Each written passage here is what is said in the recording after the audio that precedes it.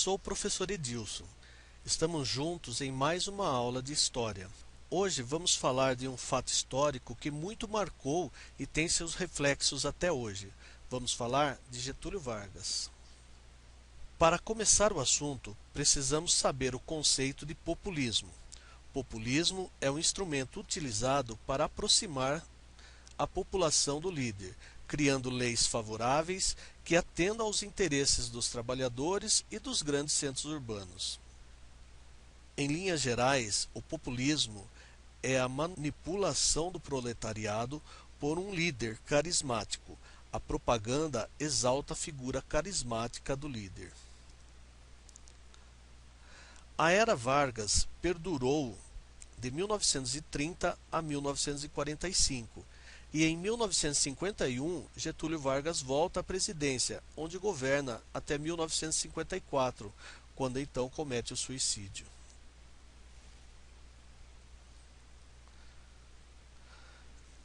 Dividimos o período getulista em três fases: governo provisório, que vai de 1930 a 1934, governo constitucional, que vai de 1934 a 1937, e o governo conhecido como Estado Novo, que vai de 1937 a 1945. Cada um dos períodos possui características marcantes. Durante o governo provisório, destacamos alianças políticas de diversos grupos sociais como forma de combater o poder da oligarquia cafeeira, a nomeação de interventores no Estado e a Revolução Constitucionalista de 1932, que exigiu de Getúlio Vargas uma nova Constituição. Com a Constituição promulgada de 1934, ou seja, a elaboração de uma Assembleia Constituinte, tem início o governo constitucional. Nesse governo constitucional, destacamos a instituição do voto secreto, atrelado a uma das grandes conquistas, o voto feminino. A obrigatoriedade também do ensino primário. O surgimento da ação integralista brasileira com caráter fascista e a defesa de um Estado centralizado nas mãos do Poder Executivo. A exemplo de poder do Executivo centralizado na época, tínhamos os líderes Benito Mussolini da Itália e Adolf Hitler da Alemanha. Contrariando a corrente ideológica da ação integralista brasileira, surge a Aliança Nacional Libertadora, com base ideológica no socialismo da União Soviética, defendendo a reforma agrária e a revolução do proletariado, e também a queda do sistema imperialista. No final do período constitucional, a ação integralista arquiteta um plano, chamado de Plano Cohen, com a alegação de conter a ameaça comunista no Brasil. Diante dos fatos, Getúlio Vargas declara o estado de sítio no país, centralizando o poder nas mãos da presidência. Após o golpe, tem início o chamado Estado Novo, onde é outorgado, ou seja, é imposta uma nova Constituição com forte influência fascista. Getúlio Vargas assume um governo visivelmente ditatorial, subordinando o poder judiciário ao poder executivo. Como forma de conter a ameaça comunista e exaltar a figura governamental, é criado o DIP, Departamento de Imprensa e Propaganda. Durante o período do Estado Novo, Vargas implementou no país uma abrangente política de direitos sociais e também de direitos trabalhistas. Alguns desses direitos eram antigas reivindicações das classes operárias brasileiras, direitos que até os dias de hoje são garantidos aos trabalhadores.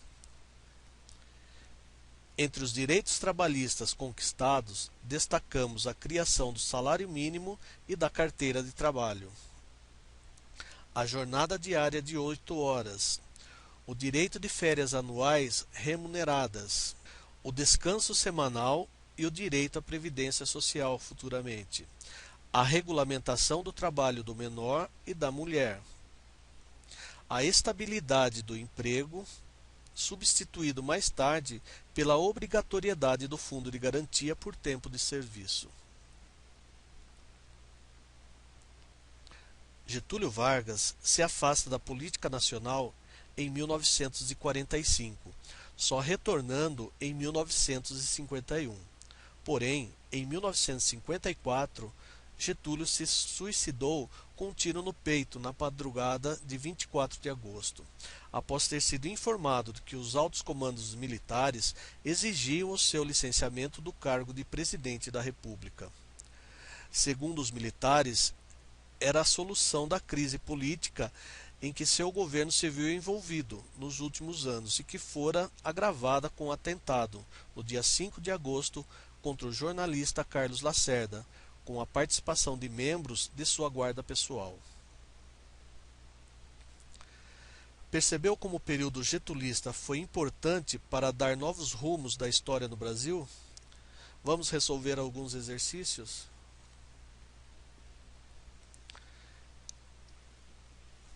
Exercício 1. A expressão Estado Novo foi empregada para identificar um fato histórico a partir do momento em que: Alternativa A. Entrou em vigor a terceira Constituição Brasileira, a de 1934. Alternativa B. Foram reunidos num só os estados do Rio de Janeiro e da Guanabara. Alternativa C.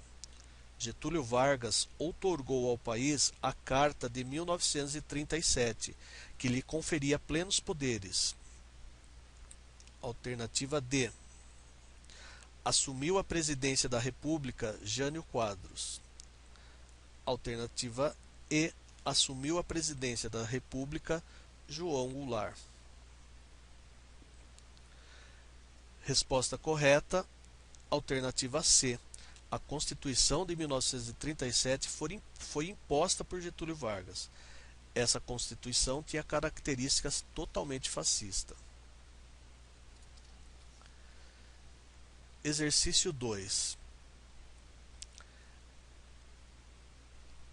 Em março de 1934, Luiz Carlos Prestes fundou uma Frente Popular, a Aliança Nacional Libertadora, que objetivava atrair setores democráticos e antifascistas da sociedade para um programa de reformas políticas e sociais.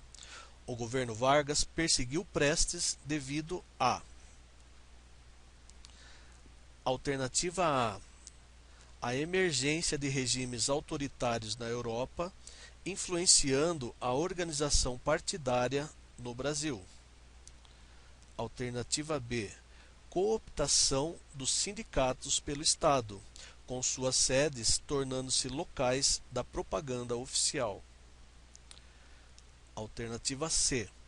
Proposta política de estabelecer um governo revolucionário no Brasil, alinhado com a União Soviética. Alternativa D. Organização da Ação Integralista Brasileira, que defendia um projeto de Estado autoritário para o país. Alternativa E. Rivalidade entre integralistas e aliancistas, os quais mobilizaram o país, ampliando o clima de confrontos. Resposta correta, letra C. Foi com base nessa ideologia alinhada à União Soviética que no governo de Getúlio Vargas foi elaborado o Plano Cohen, que seria uma ameaça comunista ao país. Com esse último exercício, encerramos o chamado período getulista. Até a próxima.